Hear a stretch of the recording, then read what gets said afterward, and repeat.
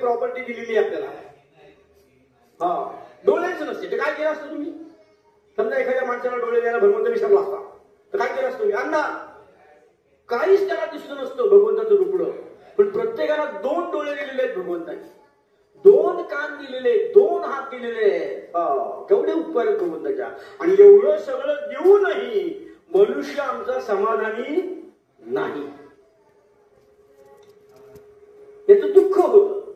का समाधानी नाही आपण? काय काय कमी आहे काय आपल्याला? म्हणजे आपली परिस्थिती पाहिली आणि इतरांची परिस्थिती पाहिली, आपल्यापेक्षाही खाली राहणारे लोक आपण मार्केटमध्ये पाहतो. काही लोक फुटपाथवर झोपलेले असतात, काही झोपडीत झोपलेले असतात, काहींना निवाराच नसतो. मग ते कसे राहत असतील? त्याच्यापेक्षा आपण उत्तम आहेत का नाही? पण तरी देखील माणूस समाधानी नाहीये. संत समाधानी होते कारण संतांच्या गरजा कमी होत्या. जेवढ्या गरजा कमी तेवढा माणूस सुखी, हे लक्षात घ्या. हा, जेवढ्या गरजा कमी तेवढा माणूस सुखी. 100 साड्या असतात पण त्या नेसताना त्याच्यामध्ये अर्धा तास जातो. ही नेसू का ती नेसू, ती नेसू का ती नेसू. त्यात जर 4च असतील तर पटकन एक शिल्लक ठेवते. 100 शर्ट असतात माणसाला, आज हा घालू का तो घालू, त्यात भरपूर वेळ जातो. पण ते 4च असतील तर सिलेक्ट पटकन होतं. म्हणजे एवढं असताना आमचा वेळ त्याच्यामध्ये जातो. कशा करता पाहिजे? पोटापुरते देई विठ्ठला, लई नाही मागणे, असं तुकाराम महाराज म्हणाले. काही मागणं नाही म्हणजे आमचं. 2 घास पोटापुरते मिळाले, विषय संपला. अहोरात्र तुझ्या भजनामध्ये उपासनेमध्ये माझा दिवस जावा, हेच भगवंताजवळ मागायचं आहे. लगे मुक्ती धन संपदा, संत संग धेगा सदा, हेच भगवंताजवळ मागायचं आहे. समाधान नावाची जी चीज आहे ती फक्त संत महंतांकडे, म्हणून संतांचा आदर्श घ्यायचा आहे. तुकोबांनी आम्हाला हेच सांगितलंय, माऊलीने आम्हाला हेच सांगितलंय, मोरोबंत आम्हाला हेच सांगतात वारी येत ना, काही मागू नका म्हणजे देवाजवळ. पण काय माहिती का, मी काल कीर्तनामध्ये सांगितलं की माणसाचा प्रपंच ही माया आहे. सब माया आहे आणि मायेतनं बाहेर पडणं महा मुश्किल आहे.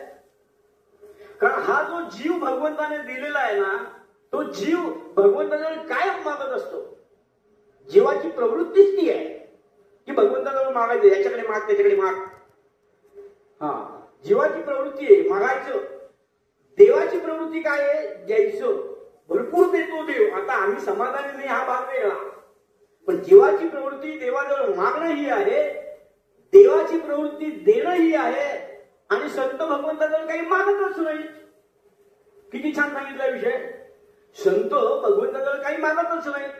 देव द्यायला तयार आहे, आम्ही घ्यायला तयार आहोत, पण आमची जीवाची प्रवृत्ती मागण्याची आहे. मग मागण्याची प्रवृत्ती म्हणजे हा प्रपंच आम्ही करतो आणि माणसाचा प्रपंच सुटत नाही. म्हणून तुकाराम म्हणाले की आली या संसारा उठा वेग करा, झटकन पटकन चटकन प्रपंचातनं बाहेर पडा आणि भगवंताला शरण जा असं तुकोबा सांगतात. माया मोठी वाईट आहे, माया मोठी वाईट आहे. म्हणून संतांनी मायेला जवळ नाही केलं. आम्ही मायेला जवळ केलेलं आहे, मायेमध्ये बद्ध झालेलो आहोत. अशी जी माया आहे ना, या शरीराला अशी जखडून बसलेली आहे. त्या मायेतनं बाहेर पडा, लक्षात घ्या. आणि परमार्थ झाला, मायेतनं बाहेर पडा आणि परमार्थ झाला. पण जीवात जीव असतो, जीव कुठेतरी गुंतलेला असतो, लक्षात घ्या. त्यामुळे ती माया निघत नाही. माणसाच्या इच्छा आकांक्षा संपत नाहीत शेवटपर्यंत. हा आला नाही, तो आला नाही, तो आला नाही, ते सगळे अमेरिकेला असतात. पोरं यांनीच पाठवलेली असतात जास्त शिक्षण करून. मग शेवटच्या घटनेला त्याची वाट बघायची, हा आला नाही, तो आला नाही. शक्य आहे का अमेरिकेत येणं? जीव गुंततो ना मुलांमध्ये. शेवटी ती मुलं अमेरिकेतनं फोन करतात, आम्हाला वेळ नाहीये, सोसायटीने काय ते करावं. असं म्हटलेलं आहे. शेवटच्या क्षणामध्ये शरीराला जर सवय असेल ना श्रीराम श्रीराम श्रीराम म्हणायची, तर शेवटच्या घटनेला जीव कुठे घोटळत नाही. मुखातनं पटकन श्रीराम म्हटलं जातं आणि जीव बाहेर पडतो आणि त्याला मुक्तीपद मिळतं. हे लक्षात घ्या. म्हणजे शेवटच्या क्षणी जी इच्छा तुमच्या मनामध्ये असेल, ती इच्छा अर्धवट राहिली पूर्ण करता पुन्हा जन्म आपल्याला घ्यावा लागतो. पुनरपी जननम पुनरपी मरणम असं म्हटलेलं आहे. म्हणून मायेला लाभ ठेवायचा आहे. पण जोपर्यंत जीवात जीव आहे तोपर्यंत माया सुटणं कठीण आहे, प्रपंचातून बाहेर पडणं कठीण आहे. मी काल सांगितलं की एकदा तिथे टेकवलं ना तीच प्रपंचातून बाहेर पडतो. तोपर्यंत जीव बद्ध झालेला असतो मायेमध्ये. हे राहिलं, ते राहिलं, ते राहिलं, ते राहिलं, सगळंच राहतं ना. आयुष्य किती असतं माणसाला? आयुष्य असतं किती? कलियुगामध्ये जास्तीत जास्त 100, कलियुगामध्ये जास्तीत जास्त 100. शाखा आयुष्य भावा असा आशीर्वाद आपण देतो. तर ते तुम्हाला 70 मिळतात, 80 मिळतात, 60 मिळतात. आपल्या हातात नाही ना आयुष्याचं. किती श्वास तुम्ही घेणार आहात हे भगवंत वर्ण खाली पाठवतानाच लिहून ठेवलेलं असतं. तेवढे श्वास माणूस घेतो आणि ते श्वास पूर्ण झाले की श्रीराम, विषय संपला. मग आपल्याला माहिती नाही येत आपले श्वास किती आहेत. मोजून पाठवलेले आहेत श्वास.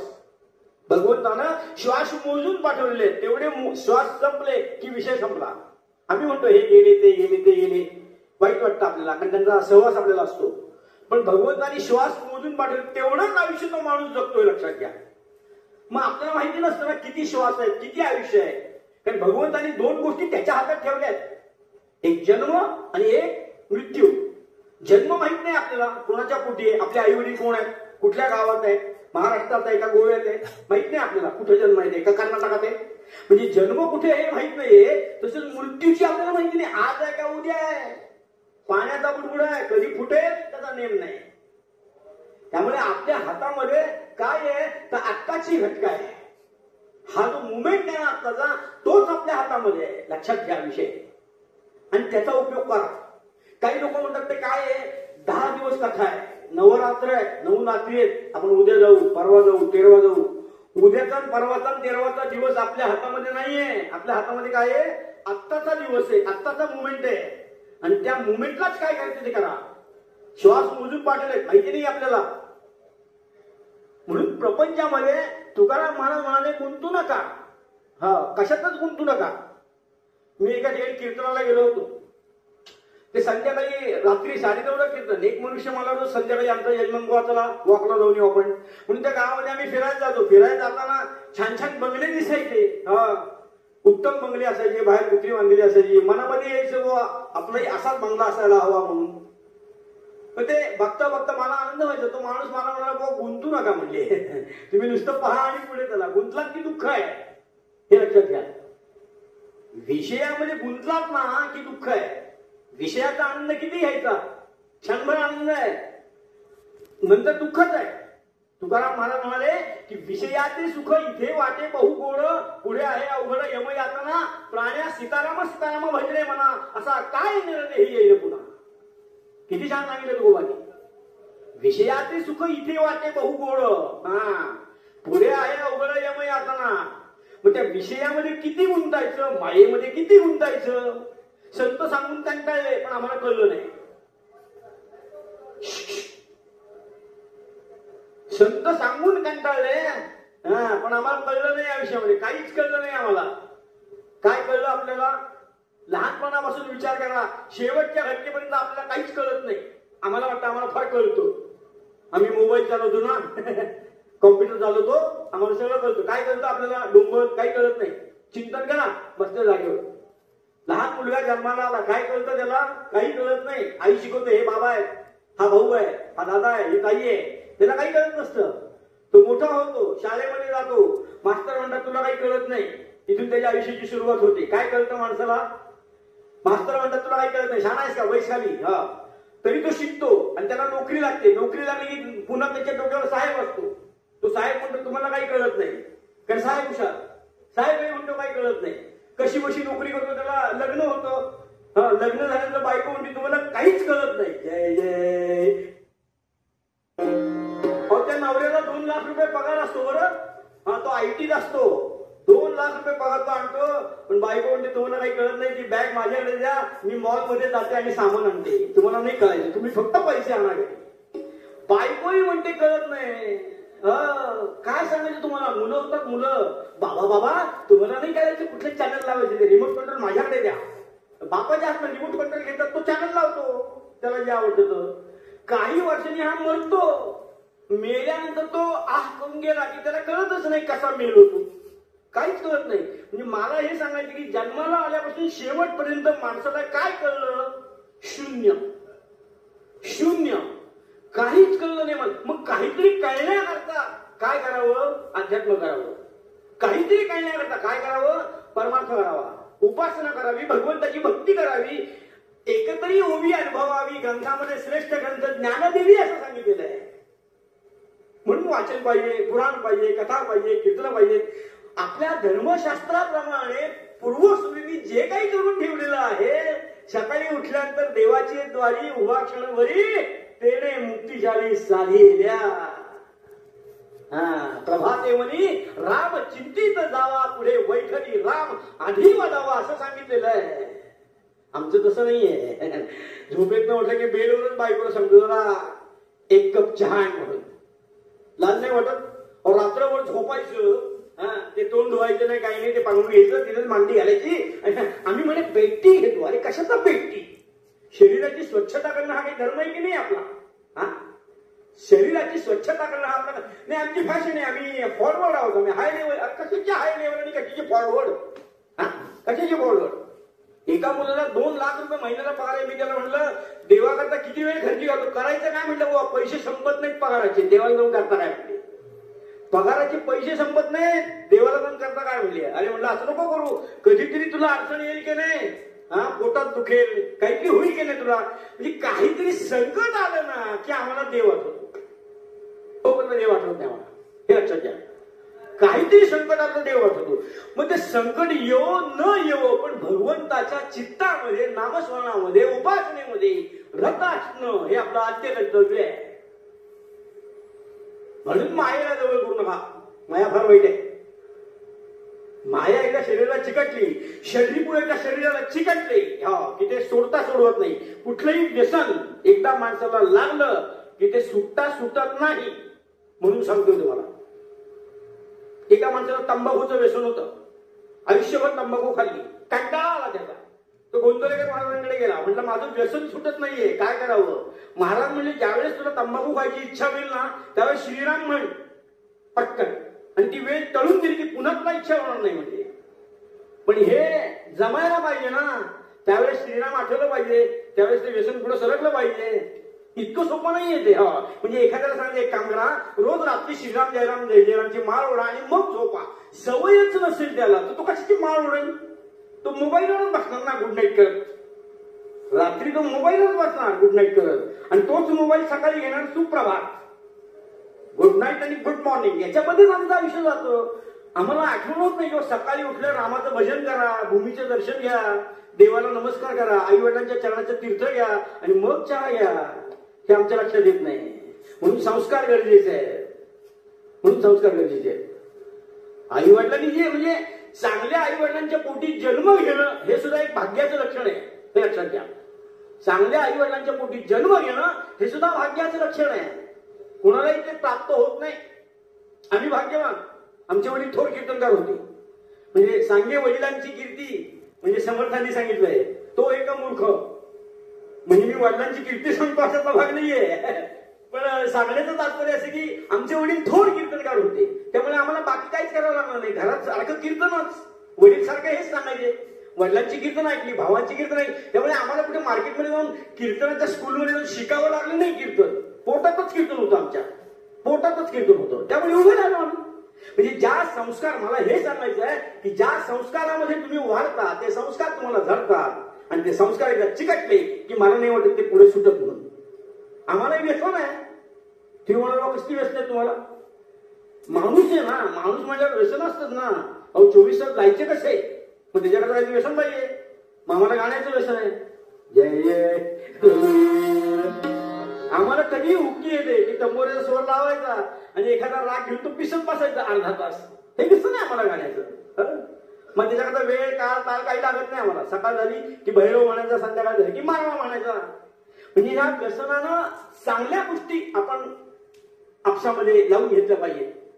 श्रेष्ठ नागरिक व्हायचं आहे जगाचं आपल्याला. भांडणं करायची नाहीये, प्रेमाने वागायचंय. देश पुढे न्यायचा, राष्ट्र पुढे न्यायचा, गाव पुढे न्यायचंय. मग त्याच्याकरता काय केलं पाहिजे? दारावर पाट्या लावून भागत नाही. गर्वसे कहू आम्ही हिंदू आहे म्हणून. पण हिंदू याचा अर्थच आम्हाला कळत नाही. धर्म काय सांगतोय? धर्माचरण हे करणं प्रत्येकाचं आद्य कर्तव्य आहे. आपल्या धर्मामध्ये जे लिहिलंय ना, म्हणजे मी इतर धर्मांना कौतुक करतो अशातला भाग नाहीये. पण माझा एक मित्र आहे ऑफिस मधला, तो ख्रिश्चन समाजाचा आहे. त्याचं नाव डॅनियल म्हणून आहे. पण तो सकाळी बायबल वाचल्याशिवाय किंवा रात्री बायबल वाचल्याशिवाय झोपत नाही. लक्षात घ्या. म्हणजे आम्ही आमचा धर्म जागवलेला आहेच आणि तो जागवणारच आहे. कुराण वाचल्याशिवाय. म्हणजे मी ग्वाल्हेरला कीर्तनात झालो. माझ्या गाडीमध्ये एक समोर एक मुस्लिम बसलेला होता.